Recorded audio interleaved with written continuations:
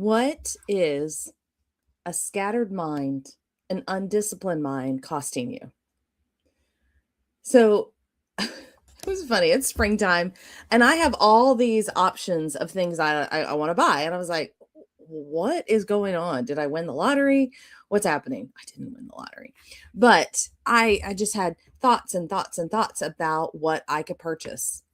But when I don't have direction on my purpose and identity and control my thoughts, I'm going to turn up broke. I'm going to spend all my money on a bunch of different things and I'm going to turn up broke. And we're going to talk today about air traffic controllers.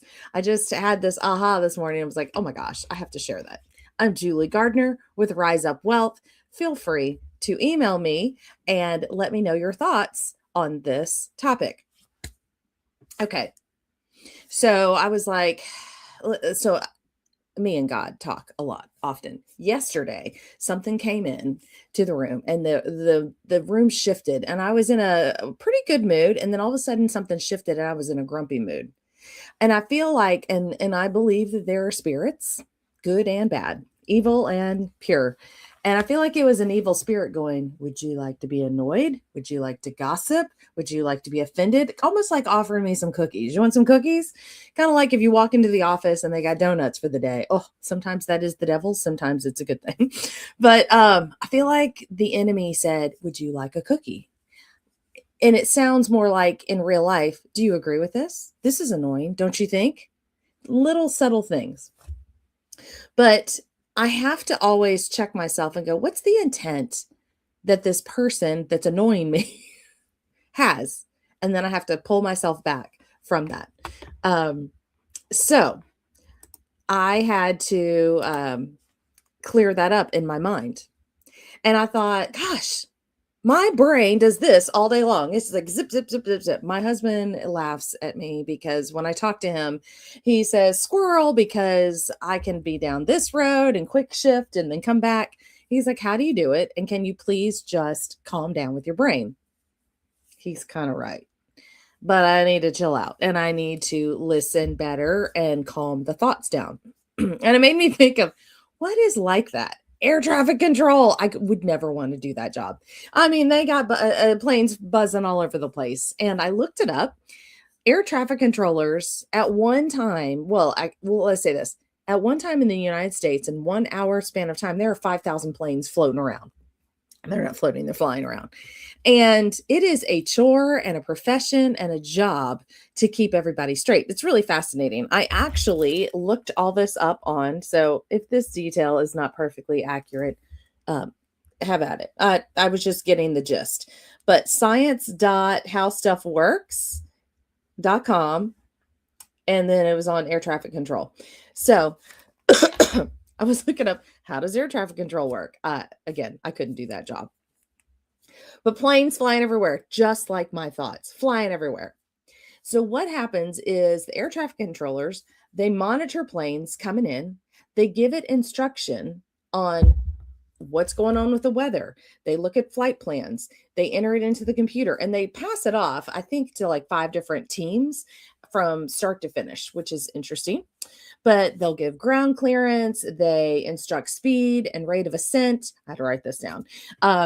If there's congested sector, which is what the different parts of there's 21 zones, and then it's broken down into sectors, which is interesting in the US. But maybe there's a congested sector or the pilot wants to skip turbulence. So then they'll go higher or lower in altitudes, and depending on the flight progress, what's happening. And then I read, okay, so let's go back to our thoughts. My thoughts are flying all around. Sometimes I need to go higher because I need to go to a whole new altitude. And sometimes I need to take it real practical and get on a lower altitude with my thoughts. I got to figure out, do I need to speed up? Do I need to slow down? Do I need to increase my ascent in what I'm doing in life? I mean, in my job, I do not have I do have a system I follow, but I don't have to do the same pattern every day. So there's a lot of flexibility and I got to check in with myself and adjust accordingly. Now, then it talked about to be a good air traffic controller. So why am I saying all this? Let's go back to money and wealth. If you want to make good choices with your money, if you want to make good choices with your life, if you want to not be offended when somebody comes in, because what happens? How does offense affect our money? Well, maybe you're at a job and you're offended by somebody you work with, and instead of sorting it out, you're like, well, I'm just going to quit. Or you get a bad attitude and then you miss the promotion. There's subtle things all the time happening that affect our income.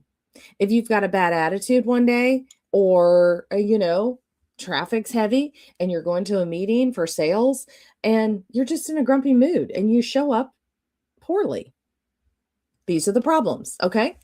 So you've got to figure out, hey, let's have a little self-discipline, which preaching to the choir here.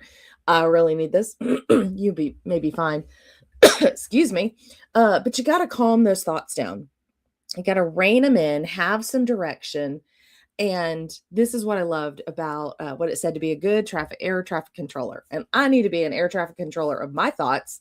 So I choose well, I have a good attitude, because it all affects things. I mean, if you're showing up jealous because somebody got a promotion or just got a raise, that actually affects your future earnings. We can talk about it another time. You can email me and ask questions, but it does all work together. So to be a good air traffic controller, and I'm going to layer in Christianity with this, figure out however it would apply to you. But you have to, the good air traffic controller memorizes the pattern of, memorizes the position of aircraft. So they're memorizing where stuff is. So there are things, scripture in the Bible, if we memorize it, there is something about purity, truth, and alignment that comes from that would keep us straight. Then think and visualize in 3 dimensions. So I believe in spiritual beings. You need to be able to think and visualize the 3 dimensions. Like, I could have said when I was feeling off, all of a sudden I felt a shift in the room, like, oh, it's hormones. Oh, I need a snack, something.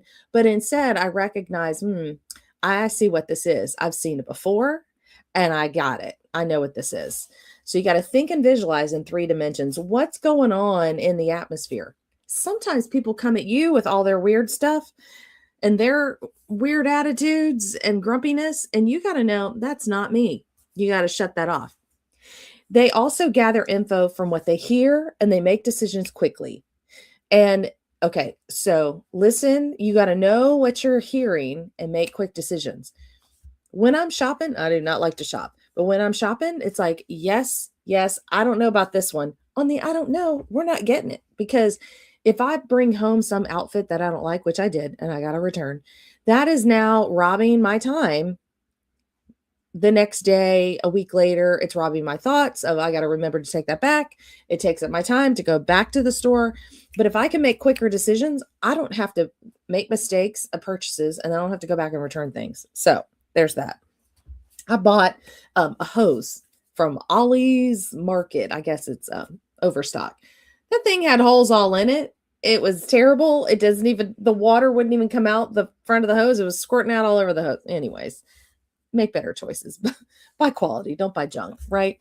Sometimes I think, oh, it's fun because it's a cheap place. No, just skip it altogether. It's going to cost you more money in the end.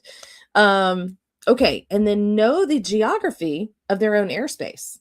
What that means for us, I think, is identity and purpose. If my identity is to work with salespeople, I need to work with salespeople. I do not need to go work with geriatrics. If my purpose is to equip 20-year-olds to create an incredible savings plan that they can start on a low contribution and end up with a tax-free retirement and give them protection, I need to stick with the 20-year-olds. I don't need to go call the 40-year-olds. So, I mean, I can talk to them, but I don't need to chase after them. So know your identity and know your purpose. If my purpose is to equip families to have a backup plan, then do I really need to work at a food pantry? I mean, I could, but it's probably better served if I went to the Boys and Girls Club or the Boy Scouts and taught a financial literacy class or worked for junior